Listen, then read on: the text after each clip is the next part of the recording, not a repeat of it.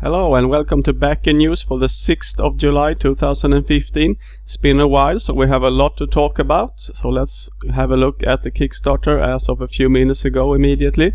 Here we can see that with 11 days to go we have gathered $4,350,000 approximately.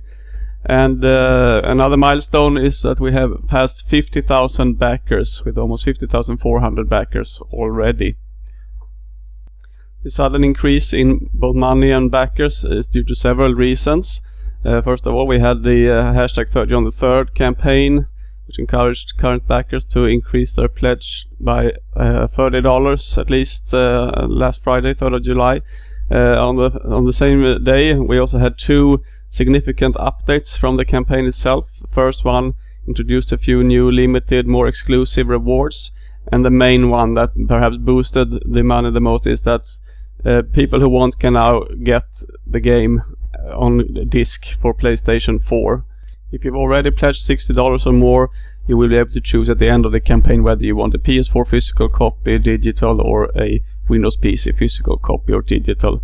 So there's no need to change anything, even though it's not stated clearly in the rewards themselves as of now. The main campaign page has also been updated with new pictures, more descriptions, and a small breakdown of how the Kickstarter funds will be used. I will soon give you a detailed breakdown of how the money and number of backs has flowed in the past days, but we can first see that we have beaten two new stretch goals. The first one at $4 million, Baisha Village expanded minigames ×5, and also yesterday at $4.2 million, Baisha Village expanded infiltration mission. Hopefully we can get some details about these stretch goals later in the week. And the upcoming stretch goal is Baisha Village expanded additional quest, and as we can see in this figure, the number is wrong there. We have more than 66,000 out of the 200,000, but the graph is correct, so we're over 70% on the way until the next stretch goal. I will make sure this is updated on the stats page on Shenmue Talk later today. If we start looking into the details over the past weeks, we can see that this surge of pledges last Friday was very much needed, as the campaign was really limping on very low numbers per day. And but yeah, so $336,000 was the total last Friday, and even after that it's been keeping up quite steady numbers compared with the rest of the campaign. If we look more into comparisons with the projects I've usually compared Shenmue 3 with, Bloodstained and Ouya, let's recall I showed this picture last time. The first week Shenmue 3 had an amazing 2 days to start with, but then it more or less kept on going down during the first and second week. It had an occasional little bump there due to new stretch goals and pledges being introduced, but as we can see here, the numbers were really falling up until last Friday, where we had an amazing boost. And looking at the overall total, we can also see that the curve has still Shenmue 3 is in between Bloodstained and Ouya as of right now. If we get the final boost at the end, we might be able to stay above Bloodstained, but yeah, we would probably have crossed that curve had that trend kept on going. Unsurprisingly, when looking at the number of new backers, the pattern repeats itself more or less. We had going from the low hundreds of new backers per day to over 1,000 last Friday, and keeping just below those numbers for the past days. And if we look at the corresponding figures for the past 3 weeks, close-up comparison with Ouya and Bloodstained, the trend has been more clear with counting number of new backers, that we have been continuously falling behind the rivals here, and that is up until Friday, where Shenmue 3 took an important leap here with over 1,200 new backers, but before then we were really falling quite much behind. And this says also that this updates from last Friday, they did not only affect current backers, but a lot of new ones were added, so hopefully we will not fall that much behind again. And the accumulated total picture is still very good. We are still above, our curve has continuously been above Bloodstained and Ouya, and it would be wonderful if it could stay there until the end of the campaign. In the last Back in News I showed you pictures illustrating how close Shenmue 3 was passing Mighty Number 9 in terms of most funded projects on Kickstarter. Now Shenmue 3 has passed not only Mighty Number 9 but also Pillars of Eternity, or Project Eternity as it was called on Kickstarter, and Torment Tides of Numenera, making it the second most funded video game in Kickstarter history. And it's also the fourth most funded game in total, and I believe the 10th most funded project in total. The next one to pass is going to be Bloodstained at $5.5 million.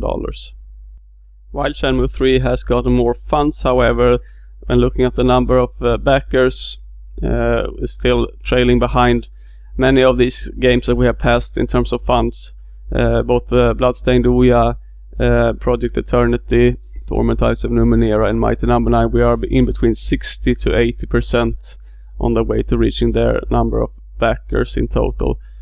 So hopefully we can catch up even more on those. Attached with the last Kickstarter update was also an apology from Awesome Japan, who are responsible for running the Kickstarter campaign for Shenmue 3. In particular, they apologized for the Twitch broadcasts that was about almost 2 weeks ago now, and any trouble it may have caused. They say that the apology comes late and accept full responsibility, and that they promise to do everything they can now, and opportunity to make amends. So yeah, they have been receiving quite a lot of criticism. I did myself a whole episode on how I thought the campaign must step up, and absolutely, I think they have improved and tried to step in now after falling numbers on all fronts. So yeah, hopefully everyone can bury the hatch and move on to make this campaign the best possible. Last Friday, Yu Suzuki was also taking fan questions on Twitter, and you can find all the questions and answers on Shenmue Dojo, for example. He discussed expected scope for Shenmue 3 depending on funding, and he also mentioned several times that he will be very open for hearing the fans' opinions about the game through forums, and after we try the trial version and other various channels. So that's an interesting read for all backers. In media and among fans, the activity is higher than ever, with a lot of good articles and videos and discussions have been made for the past week. So I'd like to choose to highlight a few. First of all, if you're still interested in Shenmue and Shenmue 3 and not have such a clear idea what it's about, I would recommend an excellent article written on Eurogamer, which discusses what made Shenmue 2's open world so special. And there's also a video on YouTube by VGS English, which discusses why Shenmue is the best open world game he ever played. And for the fans or the current backers, there is an interesting interview that Sega Nerds conducted with several voice actors from the past games. That could be an interesting listen about. So we have so far Corey Marshall is confirmed, but the others are not yet confirmed to reprise any roles in Shenmue 3. And finally, I'd also like to highlight a fan video where a whole wall is painted with a Shenmue motif, and you should really have a look at that. So that's about it for this week. If you want to find more about Shenmue, I recommend the links page on my Shenmue Talk portal. Also check the regular sources, the Kickstarter, Shenmue Dojo, Shenmue 500K, and so on. You can also find all the stats I've had used in today's broadcast on the stats page on shenmuetalk.wordpress.com/stats. So it might be a while until the next back in news, but it's going better now. Let's hope that the trend keeps on going up, and I'll see you soon again. Bye bye.